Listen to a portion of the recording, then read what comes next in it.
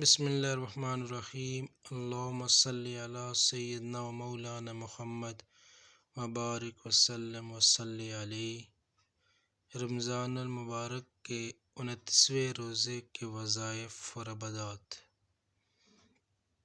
بعد از نماز فجر درود ابراہیمی 47 مرتبہ پڑھیے۔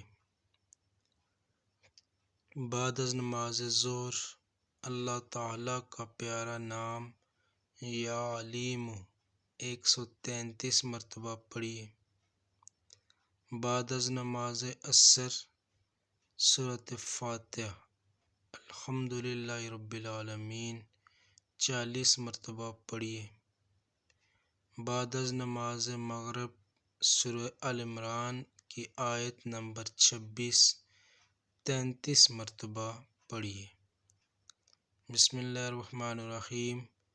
قل اللہم مالک الملک تؤتی الملک من تشاء وتنزع الملک ممن تشاء وتعز من تشاء وتذل من تشاء بیدک الخیر انک علی کل شیء قدیر۔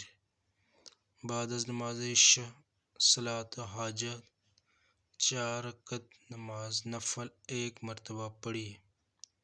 اس کے بعد اللہ تعالیٰ کا پیارا نام یا رحیم 133 مرتبہ پڑھیے۔